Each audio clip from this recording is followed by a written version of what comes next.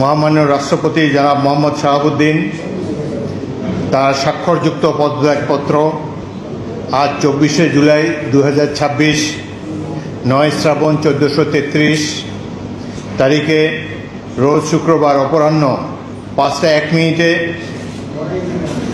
আমার নিকট পদত্যাগপত্র দাখিল করেছেন।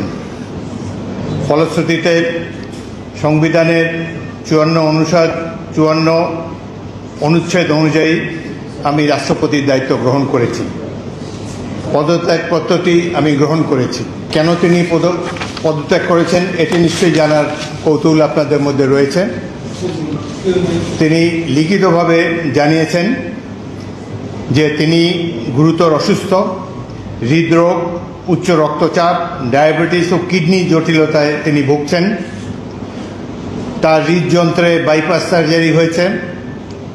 ইদানিং স্বাস্থ্য পরীক্ষার অটোনমিক নিউরোপ্যাথি নামে রোগ শনাক্ত হয়েছে।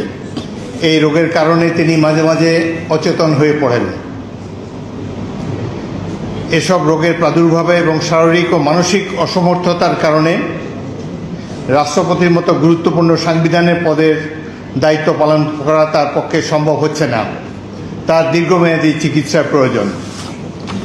এই কারণেই তিনি স্বাস্থ্যগত কারণে পদত্যাগ করেছেন এবং বাংলাদেশ জাতীয় সংসদের স্পিকার হিসাবে এই পদত্যাগপত্র আমি গ্রহণ করেছি।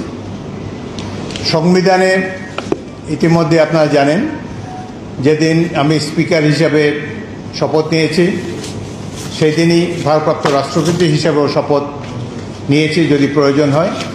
একইভাবে আমাদের ডেপুটি স্পিকার সাহেব তিনিও যখন ডেপুটি স্পিকার হিসেবে শপথ নেন শপথের অংশে বর্ণিত থাকে যখন বলা হবে কোনো কারণে যখন স্পিকারের চেয়ার শূন্য থাকবে তখন ডেপুটি স্পিকারের পদের দায়িত্ব পালন করবেন।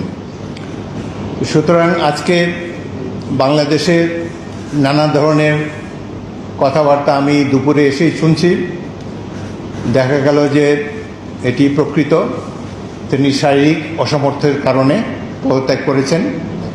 আমি তার মঙ্গল এবং সুস্বাস্থ্য কামনা করি এবং আমার মনে হয় তিনি মাফিয়া সরকারের আমলে নির্বাচিত হলেও বর্তমানে জনগণের ভোটে যে সরকার নির্বাচিত হয়েছে তার প্রতি তিনি সমর্থন এবং শ্রদ্ধা প্রকাশ করেছেন সবসময়। বাংলাদেশের রাষ্ট্রপতির পদত্যাগ একটি গুরুতর ঘটনা। এর সাথে দেশের ভালো মন্দও জড়িত। রাষ্ট্রপতি একজন মানুষ, তিনি অসুস্থ হতেই পারেন এবং তিনি রোগেরও নাম প্রকাশ করেছেন, লিখিতভাবে জানিয়েছেন তিনি কি রোগে ভুগছেন এবং মাঝে মাঝে তিনি অচেতন হয়ে পড়েন।